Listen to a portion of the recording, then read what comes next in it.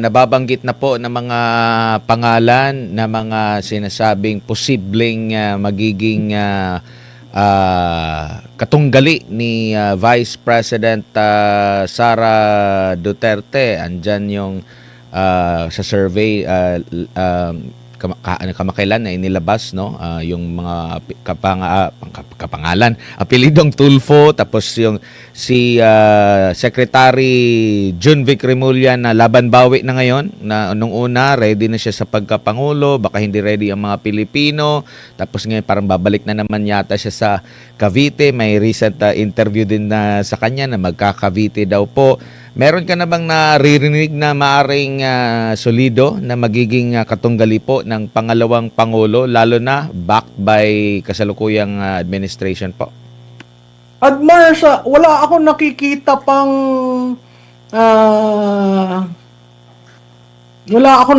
pang malakas na merong babangga sa base ni Vice Presidente.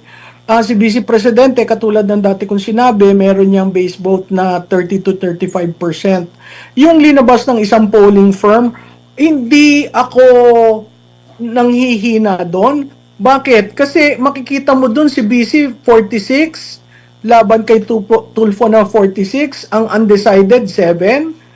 Pagdating mo doon kay Robredo, siya ay 51 at makikita mo si Robredo ay 43 at ang undecided 6. So parehong numero. Ang malakas, at nakita natin yon, malakas sa Mindanao, sa kanya ang Visayas, pag-aawayan ng balance of Luzon, sa kanya ang Class D and E. No? Clearly established ang source ng support ni Vice President. Ngayon, pag hinabaan mo dun sa 6 na pangalan, sinong nabawasan ng support? Sinong nabawasan ng preference? Si Robredo at si Tulfo. Si Vice Presidente ay I think nasa dun sa maramihan, tingnan natin ha, dun sa maramihan she's 43. No? So, ibig sabihin, pag tinali mo yung kay Robredo at kay Tulfo, she will end up an average of 43 sa against several. Hindi siya ang nawalan ng boto. Ang nawalan si Robredo at si Tulfo. Anong ibig sabihin nun? Malambot pa ang suporta kay Robredo at kay Tulfo. Yan ay nangyari after ng announcement niya. Yung survey was I think 2 weeks after the announcement. Isa pa lang naman yung survey, hindi yan final decision. Para ang mga tao ay magsabi na, malakas si ganito, malakas dito. Yung nagtay, sa tingin ko yan, kaya ko sinabi yung undecided, kasi may undecided na sa pakiwari ko ay kaya naging undecided dahil naghihintay ng kasagutan sa mga issues. Ito ring survey na ito ay hindi nangyari nung dinedemolish siya. Sa aking paningin, yan ay mas bababa.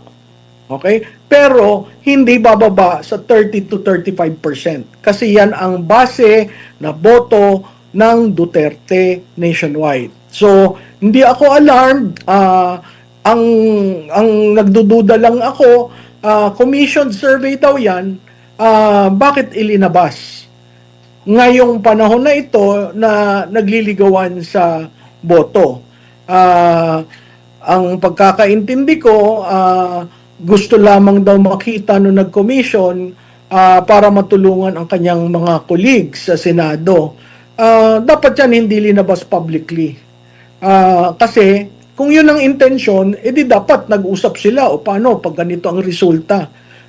That only tells me that they're very concerned.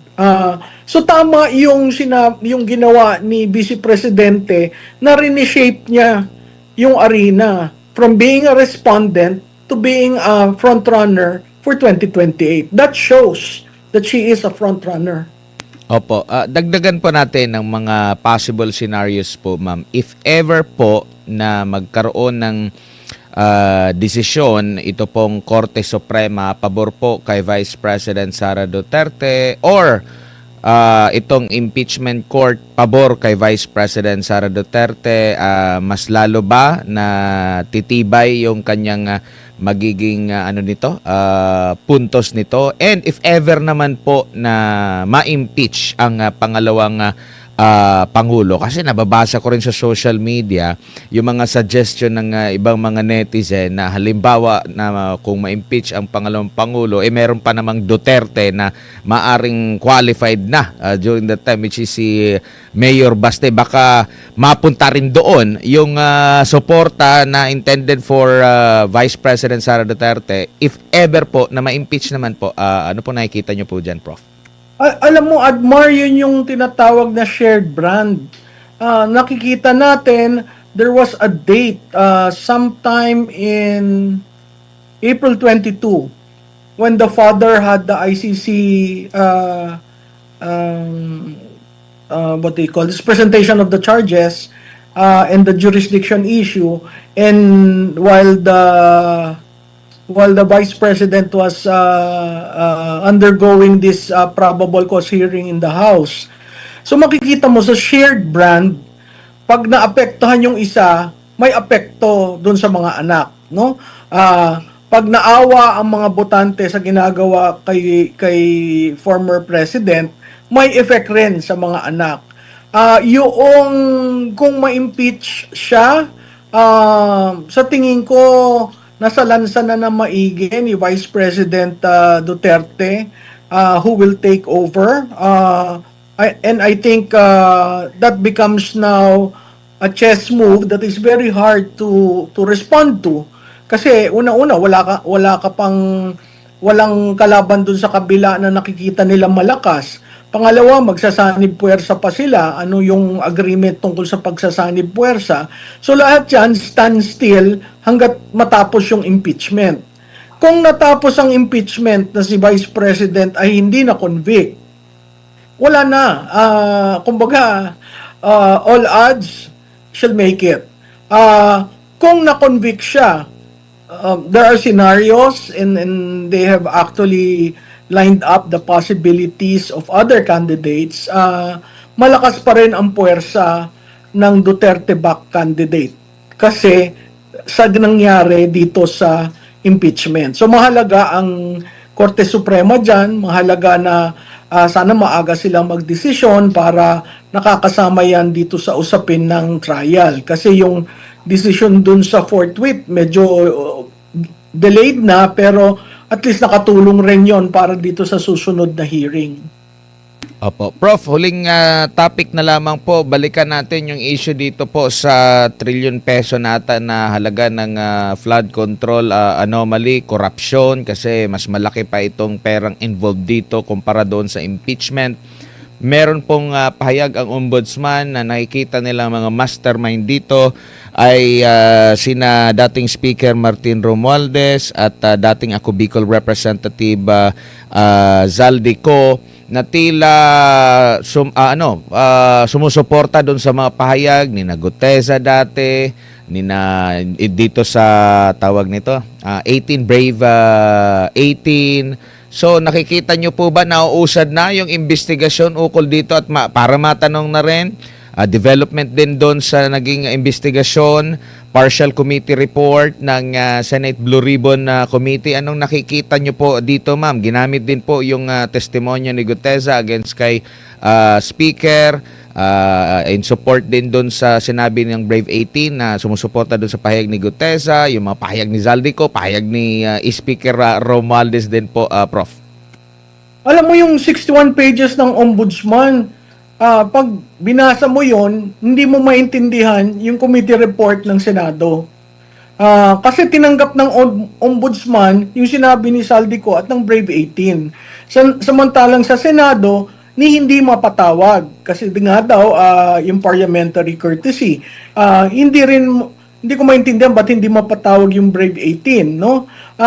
So dalawang sangay ng gobyerno, magkaiba ang evidence na ginagamit, magkaiba ang resulta. Kaya nasasabi ko, meron pa rin pinagtatakpan. Pangalawa, kung naiintindihan niyo yung budget process, hindi naman pwedeng ang mastermind lamang si Speaker at si Ko. may pumirma ng budget, kaya naging batas, may nag-release ng allocation, at yan is purely executive. So, kung tinatanggap ng ombudsman yung sinabi ni Ko at ng Brave 18 at huminto sila kay speaker, may problema ako doon, no? May problema ang ilang kababayan natin dahil naiintindihan natin dito sa Pilipinas kung walang basbas ng pangulo, walang mangyayari. So ako, I'm hoping na palawakin, no? Oo, nakuha mo si speaker at si Ko, pero incredulous, katakataka na hindi makakasama ang presidente dito.